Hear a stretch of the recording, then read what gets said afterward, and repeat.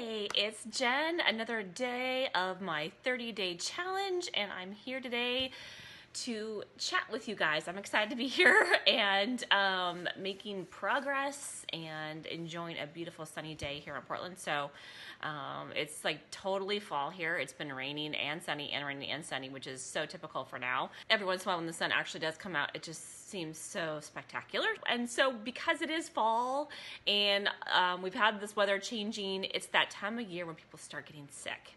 And I swear this year, as soon as it turned fall, like everybody started getting this strange cold thing that was going around. It was kind of a weird one that got people's stuffy nose and a headache and a stomach ache. Like I had all of those above. You actually may have noticed when I first started this video day challenge, I had quite a stuffy nose and it was making me a little loopy, I think, on camera too.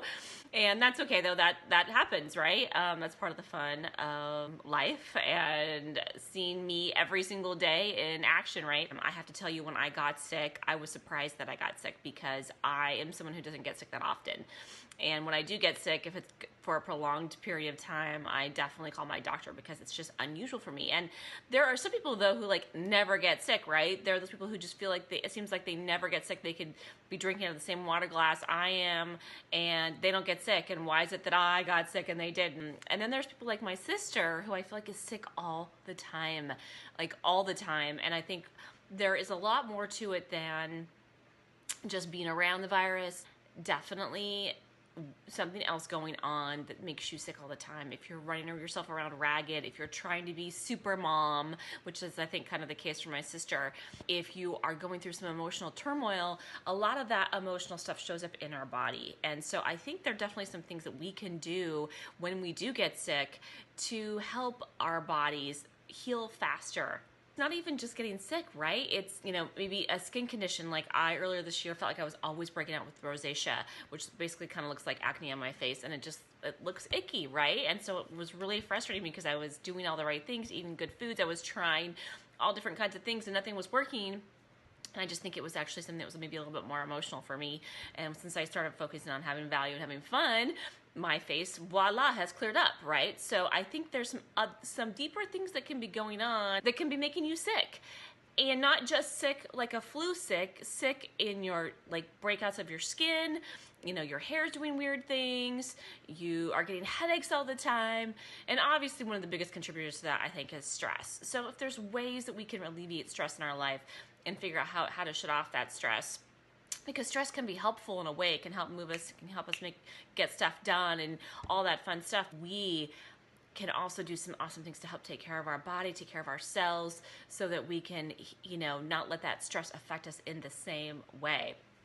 And going back to my sister and sort of being super mom, last weekend we went to go see a friend of mine. Her name is Raquel, and she is a certified counselor and also a coach. And one of the things that she does is she coaches a lot of super busy moms and helps them to realize how much they are trying so hard and punishing themselves all the time for being super mom, right? Or for not being super mom. One of the things that I said in that workshop is that anyone who's a mom should be considered to be a super mom, because being a mom in general is tough work, right? You jump into this thing that you have no idea what you're doing.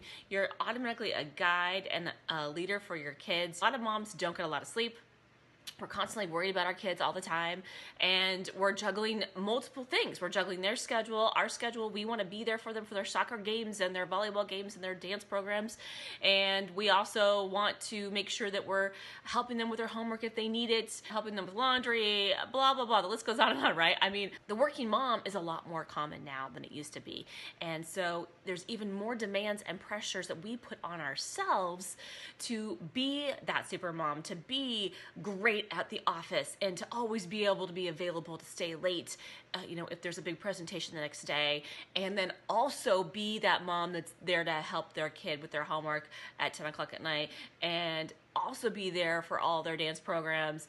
And like we put these pressures on ourselves. And so obviously if you have more than one, I just have one, If you have 2, 3, 4, you've got even more pressures on yourself to be super mom, and that can really be detrimental if you're not making sure you're taking care of yourself, if you're not giving yourself the love that you deserve, because really it's good for your kids too, because I think what it really does is it helps set a really good example. I think it's so important, whether you're a mom or you're a dad, that you take good care of yourself, because I think this happens to dads too, and it happens to people. Even if you're not a mom or a dad, you could be somebody who is really hard on yourself and running yourself ragged, being ambitious and trying to be successful, working on a project, whatever it is, and you're not giving yourself the love that you deserve. And that is what leads to us getting sick. So I thought what I would do is go through some of the things that I like to do when I'm sick that really help me to heal faster, and give tips to all of you out there who aren't giving yourself enough love and you're finding that you're getting sick or having skin conditions or having an ulcer or all those things. The first thing that I think is so important is once you get sick is don't fight it. Don't fight it. I feel like so many of us are like, oh, no, I'm not sick.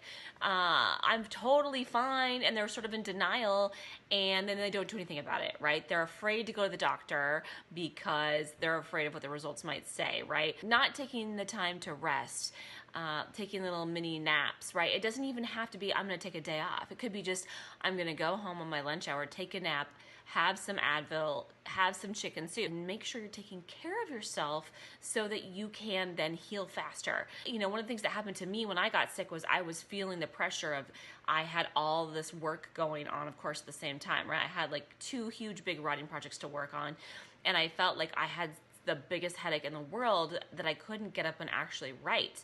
And so I was like, all right, I guess I just got to take the time to give myself a nap and work from my bed. I did some work from my bed, and I, in some cases, didn't work at all because I just couldn't. I couldn't. I tried, but I just couldn't, right? And it's because my body just needed some love. It needed a little extra rest. And I think one of those things that is so true is that there's always going to be time to finish those things that you need to finish. The universe really does sort of allow a little bit of expansion of time, I've noticed. So if you're working hard on a project and you're like freaking out because you have like 10 other things, for some reason it seems like you do what you got to get done, and all of a sudden maybe that deadline was extended for this thing. I found that's what happened to me when I got sick, that all of a sudden things just kind of opened up for me. Like I all of a sudden had the time to take care of myself. You got to make sure you're allowing for that for yourself, because otherwise you're just going to make yourself so much worse. The other thing I think really can be really huge is to really just make it fun, right? Do you remember when you were a kid and you were feeling yucky, and so you stayed home and you got to watch all of your favorite shows all day long? You got to eat, you know, red jello, and that was it. Maybe some ice cream on top of that. And you just kind of got to be pampered a little bit, right? Do that for yourself now. Make it fun. Watch a favorite show, you know, eat something you wouldn't normally eat, you know, do some of those things that your body could really use, because your body's really asking for that love. Like I said before, it needs a little extra pampering and care.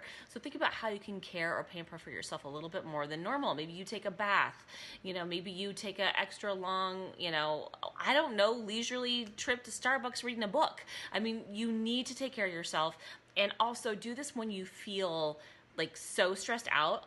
I feel like if you're doing this ahead of time, it's kind of preventative care. Like, sure, you could take a vitamin C packet, but you could even take it one step further and think to yourself, I am so stressed out right now, I'm gonna get sick if I don't make the time right now to pamper myself. Make getting sick fun. I know that sounds kind of crazy, but I think the other thing that happens a lot is that when we're sick, we kind of like live within that misery, right? We're like, oh my God, my head hurts so bad, and oh my God, I can't believe it, I've got so much to do, and you're like beating yourself up for everything you have to do while you're also feeling like complete shit.